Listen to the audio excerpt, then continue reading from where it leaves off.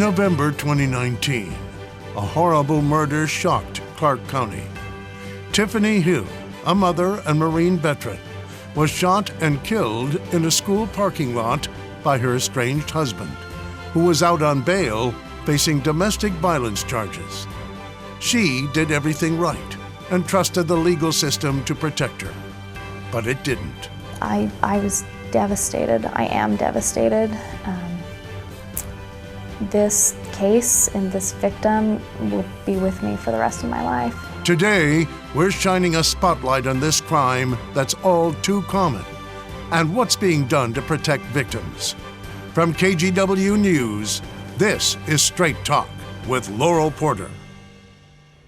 Hello and welcome to Straight Talk. I'm Laurel Porter. The justice system failed Tiffany Hill. The 35-year-old mother of 3 young children was a former Marine who served this country in Iraq. 2 days before Thanksgiving, she was gunned down by her estranged husband outside a Vancouver school in front of her children and mother. Keland Hill fled the scene and later shot himself. The community was not only heartbroken, but outraged this could happen. Keland Hill was out of jail on bail, awaiting a court hearing in an ongoing domestic violence case. Tiffany had a restraining order against him. She told a judge just before her murder, "He's going to kill me." Today on Straight Talk, we learn more about the person Tiffany Hill was, what went wrong in her case, and we examine what's being done to strengthen protections for victims of domestic violence to try to stop this from happening to someone else. Welcome to my guest, Michelle Bart of the National Women's Coalition Against Violence and Exploitation. Washington State Representative Sharon Wiley, she represents Vancouver and has been in the trenches on this issue for years. She's working to tighten state law regarding bail. Also joining us, Detective Tanya Wolstein of the Vancouver Police Department. She's worked many domestic violence cases, including Tiffany Hill's. Welcome to Straight Talk. It's so nice to have you here to talk about this important issue. Let's start with the kind of person Tiffany Hill was, what your role was, and what your reaction was when you heard what happened. We'll begin with Michelle. Well, when we heard about it, it was in a jurisdiction of friends, children that went to that school. And so we contacted the family. We basically just helped with some resources and gave her sisters some information on who to contact as far as victim, like the crime victim compensation and things of that nature, if they needed help with airline tickets to get here or get the kids back to New York. So we were in the background, and we're still standing by making sure that the laws get passed, that this doesn't happen again in our community. Detective, you responded to the initial shooting call. Tell us about that. I work in the Domestic Violence Prosecution Center, and we heard the call coming in on the radio. It initially came in as a school shooting, an active shooter, so we were all suiting up to go. And it quickly, information came out, and then Tiffany's name came out. And Lauren, who's the prosecutor on this case, works in the office with me, and I remember yelling, it's Tiffany, Lauren, it's Tiffany. I went to the hospital where both Tiffany and Keland were taken. And they had both just been declared deceased at that point. It was one of the worst days that I've had in my career so far. Because you had worked with Tiffany on cases. I had met with Tiffany, and we had had an interview and done a danger assessment and worked on a safety plan. I had been texting her throughout the last week. She was very concerned about Keland getting out. And she told me, I know that if he sees me, he's going to kill me. And we texted all the way up through the morning of the shooting. So it must have been just heart-wrenching when you found out it was her. It was pretty devastating. It was very, very difficult because we had done, I felt, so much to try to keep her safe, and to have something like that happen was very difficult. Representative Wiley, what was your reaction when you heard what happened? I was very, very shocked. 40 years ago was the first time I set foot in our state capitol, and it was to testify on a bill to make it illegal for husbands to beat and rape their wives. And over that period of time, most people won't say out loud that it's okay for husbands to beat their wives. We've established shelters for victims. We've changed the law. We've done a lot to help keep spouses safe in domestic violence cases. We've learned that these cases are dangerous for our first responders. And when I started learning about this 45 years ago, the problem was in the police department, in the prosecutor's office, and in the community. Our police and our prosecutor did everything they could do within the law.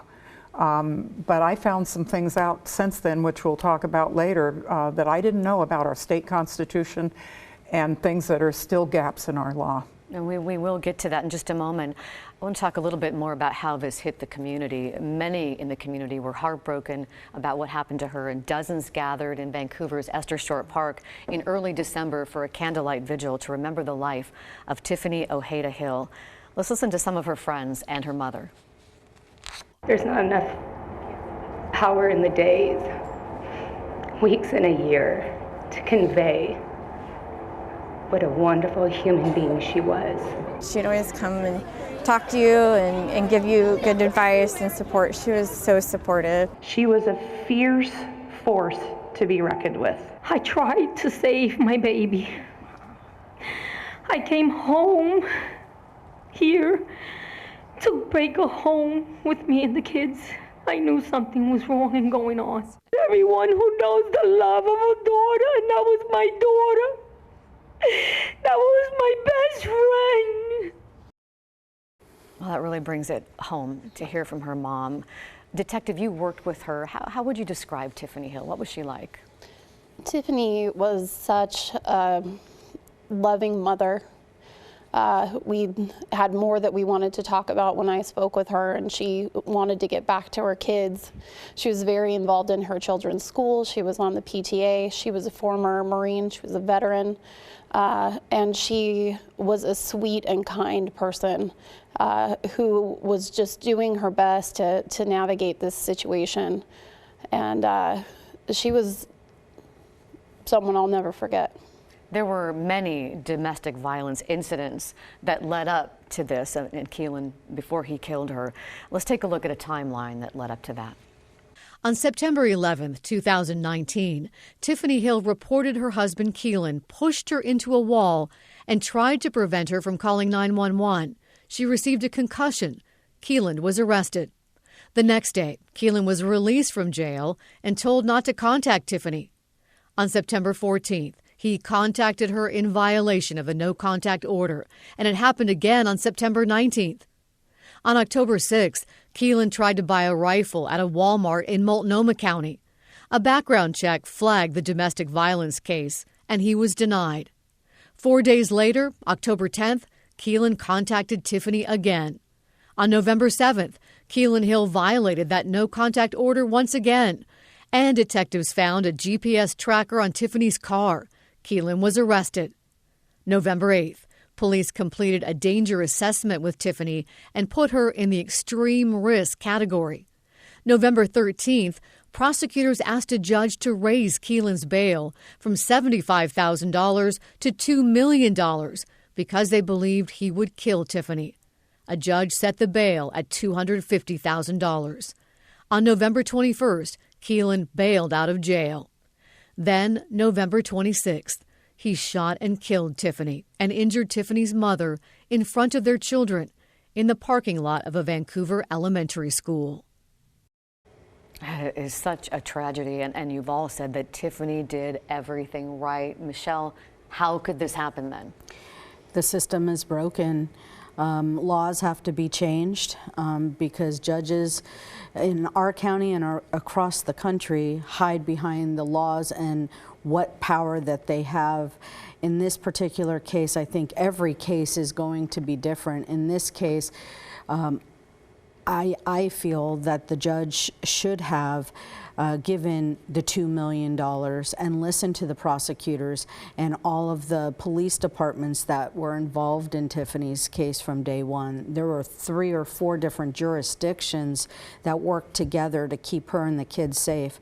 And in the end, it just wasn't enough. And, you know, in our opinion, if criminals and perpetrators are doing things against protective orders that the judges have passed, then that's all the more reason not to bail out and to sit there and think about what they've done until they have their day in court. And you told me there were 64 violations that he had, something like that? There were 64 violations that were written, I believe, or that investigators knew about from her family and friends, and one of the friends that were interviewed, they said it was over 100 times he's tried to contact her after there was a protective order in place. So obviously the protective order and the judge's rulings over and over again did not help the situation. And the fact that he tried to buy a gun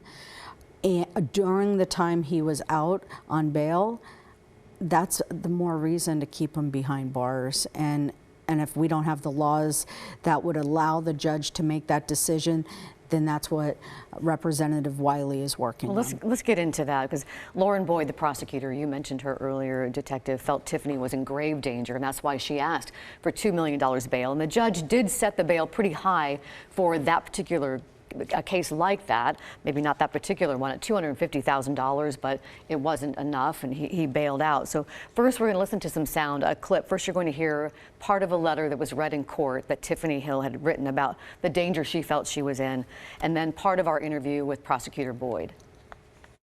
He's going to kill me if he's given the opportunity. I beg you to not allow him to get to me and my children. I have no family here, nowhere to go. We have no money and nowhere to hide from him. He's made sure of that. Thank you. Why'd you go in requesting what you did? I was trying to prevent him from bailing out of jail.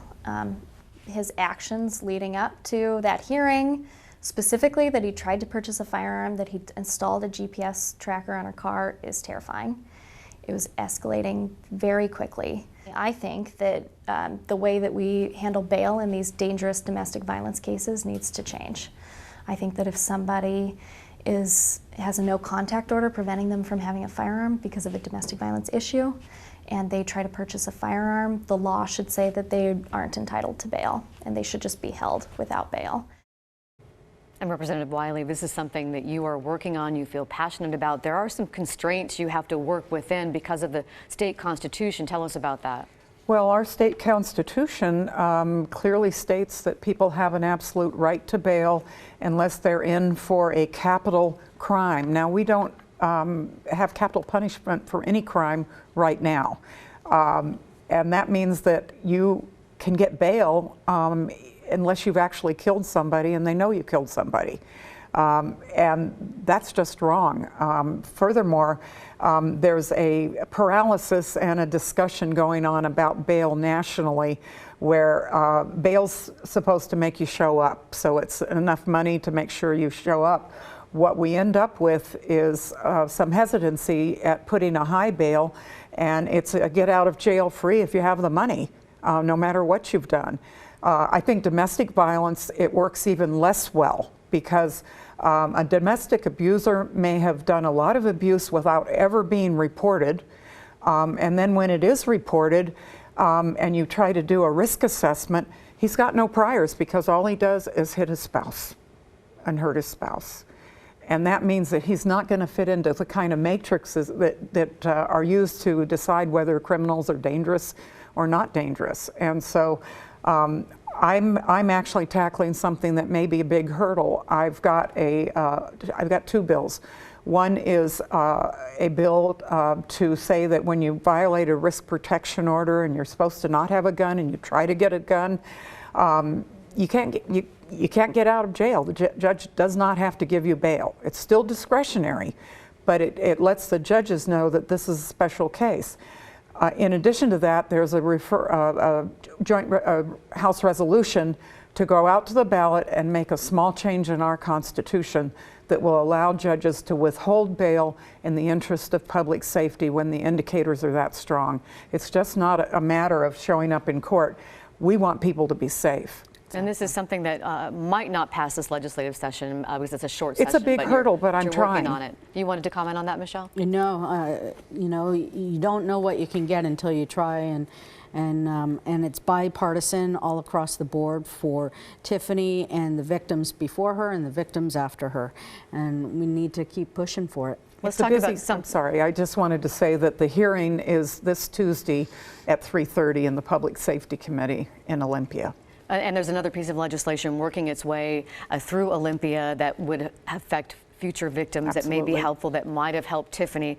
It's sponsored by Washington State Senator Linda Wilson of Vancouver. And here's what it would do. It would use electronic monitoring with victim notification technology. In Tiffany's case, the judge could have given her husband an electronic monitoring device, which would correspond to an app on Tiffany's phone. And that app would send an alert whenever the accused abuser comes close to violating a restraining order. It could have let Tiffany know her husband was approaching. Let's listen to what Senator Wilson had to say about it recently. Had she known he was there because the app went off and told her that he was within the 1,000-foot distance, she would be able to have been able to go to the sheriff's department or the police department or anywhere to get away from him. And Detective, you testified about this bill up at the committee meeting in Olympia. Tell us about that. What did you tell the committee? I gave the committee a timeline of the events, and I spoke a little bit about believing that it's our duty to do whatever we can within reason to help protect victims of domestic violence. They're at the greatest amount of risk when they're trying to leave their abuser. The first 3 months are a high risk situation for them, and having the court and things going on with that helps escalate situations. And for Tiffany, Keland was in that parking lot for 20 minutes prior to him attacking Tiffany. So things like this can alert victims and give them the opportunity to get help, to escape. I think it's extremely important that we use the technology that we have to help keep our victims safe. Do you think this would be something that could pass this session? We know it passed the Senate already. Absolutely. I'm waiting for it to come over in a short session. We don't both need to do a bill. We just need to concentrate together on the one bill that's already passed, and we need to get it through the Senate as soon as possible. And it will be called the Tiffany Hill law if it passes. Is this going to be enough? Do you think this is really going to help? I think it's a start.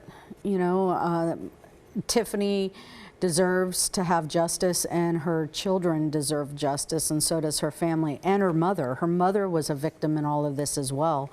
And not to mention the shooting that took place at the school, that, you know, they brought in counselors and everything. We're not talking about the impact that this has on trauma for the children that had to see it on TV, hear about it, be on lockdown again. It's not fair. You're supposed to go to school for education, and our kids constantly are seeing this. So whether it's for Tiffany or the next person, we need it in place so that the judges can say, I'm sorry, you've done wrong, and you're not getting out of jail right now until you have your day in court. And I think that would have saved Tiffany if he wasn't able to bail out. Michelle Bart, Representative Wiley, Detective Wolstein. Time for us to take a break. When we come back, we'll look at ways to keep you and your loved ones safe and the resources available. We're back in 2 minutes.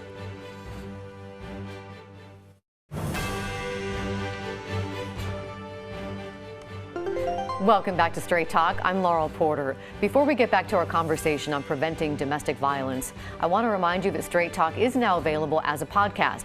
Just open your phone's camera app and point it at the QR code on your screen now. It will take you to a link where you can download our podcast. Just search for KGW Straight Talk. You can listen and share this and previous episodes of Straight Talk when it's convenient for you. We sure appreciate your support.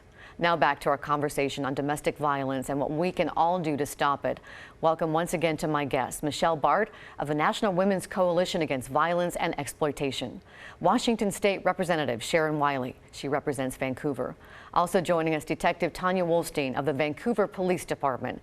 She works domestic violence cases. Thank you again all for being here. Thank you. Thank you. Let's take a look at some numbers. You provided some of these numbers to me, Detective, from the Vancouver Police Department on the incidents of domestic violence, all the calls you respond to. This is just in the city limits, 4,300 domestic violence calls a year. That's about 40% of all the calls that Vancouver police get. Add to that 2,300 domestic violence calls per year in Clark County for a total of 6,600. And looking at Multnomah County, there were more than 37,000 calls in 2018. And for all of Oregon that same year, 96,000 calls. The numbers are staggering. And Michelle, I think you told me that these numbers show that this isn't just somebody else's problem. No, it's not. This is everyone's problem. We always say, oh, it's not my business what happens next door, but it is, because in the end, it affects all of us. And trauma with the children, not only Tiffany's children, but the children that see things happen, as well as all of us. And in the end, it's all impacting our pocketbooks too. So when you think it's not your business, think again, because when we send out on average 2-3 police officers on DV calls, you know, that's taking 3 officers away from something else that they could be doing to keep a community safe. And prosecuting cases, the money constantly is going through, and you're looking at numbers over 100,000 people between Clark County and Multnomah County. And those are reported cases that are coming through hotline numbers. So imagine all the ones that people aren't calling in and saying, because when we see cases like Tiffany's, she did everything right, so why should I phone in? But there are resources and there is help, and we need to save all of the folks. But in the end, it comes down to all of us, and this is our problem, our community. And as you said, it's not just Vancouver and Clark County. We mentioned Multnomah County, Oregon, a nationwide problem. And in the case of Oregon, we're following another high-profile case of a missing Albany woman, Tiffany Lazan, and she hasn't been seen since Christmas. Her body's not been found, but police had enough evidence to arrest her estranged husband, Craig Lazan, for her murder, and he had a laundry list of domestic violence related charges, including attempted aggravated murder, assault, rape, kidnapping. Those charges were dismissed, but Tiffany had a no contact order, and that's in the news. Most of these cases don't make the news. Detective, let me ask you, how do we bring down those numbers? I think I agree with Michelle. This needs to be a community problem. If you look at like drunk driving, for example, it used to be a somewhat acceptable wink and a nod kind of situation. And we had a national campaign, and we still have a national campaign. We have government funding about DUI awareness and the awareness of the absolute danger to everyone on the road if one person drives drunk. And we've seen that change culturally from something that's somewhat acceptable to something in most circles that's unacceptable. And there's been many changes people make in their lives in order to avoid driving drunk.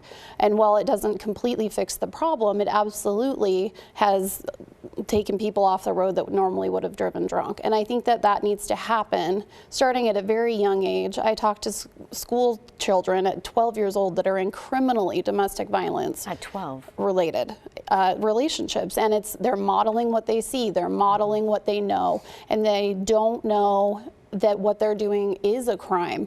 It's just something that they think is acceptable. So we need to have better education at a younger age, or any education. Many kids get no education, no help on what a good relationship looks like and what healthy boundaries are. Let me bring Representative Wiley in, because we don't have a lot of time left, but just less than a minute. What do you want people to know?